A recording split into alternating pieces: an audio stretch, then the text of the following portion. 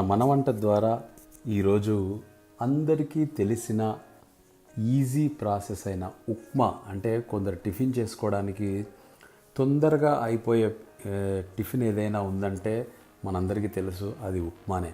కొందరు ఇష్టంగా తింటారు, కొందరు కష్టపడి తింటారు, కొందరు అసలు తినలేరు. అయితే ఉప్మా అనేది మాత్రం ప్రతి ఒక్కరి ఇంట్లో చాలా ఈజీగా అయిపోతుంది. అలాగే ఏదైనా ఫంక్షన్స్లోకి వెళ్ళినా కానీ అందరికీ చాలామంది ఉన్నప్పుడు మాత్రం ఖచ్చితంగా ఉప్మానే చేస్తూ ఉంటారు. సో అలాంటి ఉప్మా బ్యాచిలర్కి ఎస్పెషల్లీ టిఫిన్ చేయాలంటే బయటికి వెళ్ళి తినకుండా చాలా ఈజీగా ఇంట్లోనే మన దగ్గర ఇంట్లో ఉన్న పదార్థాలతోనే చేసుకొని తినేలా మన వంట మీకు తెలియజెప్పే ప్రయత్నం చేస్తుంది. ఇందులో ముఖ్యంగా మనకు తెలుసు, జీడిపప్పు ఉప్మా అనేది ఎంత ఫేమస్సో, సినిమాల్లో కూడా దీని మీద సెటైరికల్గా వేస్తూ ఉంటారు. సో అలాగే ఈ జీడిపప్పు ఉప్మా ఎలా చేయాలో మన వంట ద్వారా తెలుసుకుందాం. ఈ జీడిపప్పు ఉప్మాకు కావలసిన పదార్థాలు ఏంటంటే నూనె వేసుకోవచ్చు, లేదంటే డాల్డా, అంటే కొంతమంది జీడిపప్పు డాల్డాలో వేయించుకుంటే బాగుంటుందని అంటారు. సో మన ఇష్టం, అది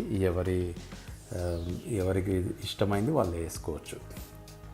నూనె, జీలకర్ర, ఆవాలు, పచ్చిమిర్చి, ఉల్లిపాయలు, శనగపప్పు, జీడిపప్పు, కరివేపాకు, కొత్తిమీర, టమాటా, ఉప్పు, అల్లం ముక్క తీసుకొని ఆ అల్లం ముక్కను సన్నగా తరిగితే బాగుంటుంది. ఎందుకంటే అల్లం ముక్కలు ఆరోగ్యానికి కూడా మంచివి కాబట్టి ఆ అల్లం ముక్క కూడా పెట్టుకున్న తర్వాత, ఈ టమాటా ఏంటంటే కొంచెం పులుపు కోసం లైట్గా పులుపు ఉండాలనుకుంటే వేసుకోవచ్చు, లేదంటే మన ఇష్టం, అది ఎక్కువ కావాలనుకుంటే ఎక్కువ వేసుకోవచ్చు, లేదు అసలు వద్దనుకుంటే వేసుకోకుండా నష్టం లేదు.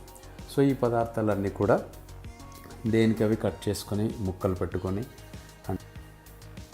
మెల్లగా ముందుగా స్టవ్ వెలిగించి బాణలు పెట్టుకొని ఆయిల్ పోసి, తర్వాత జీలకర్ర, ఆవాలు వేసి అవి వేగాక పచ్చిమిర్చి వేసి, పచ్చిమిర్చి కొద్దిగా వేగాక ఉల్లిపాయ ముక్కలు కూడా వేసి, అలాగే శనగపప్పు కొంచెం, ఎందుకంటే అవి పంట కిందకి వస్తే చాలా బాగుంటుంది కాబట్టి కొద్దిగా శనగపప్పు కూడా వేసి, ఆ తర్వాత జీడిపప్పు వేయించుకోవాలి. జీడిపప్పు వేసి కలుపుతూ వేయించుకోవాలి.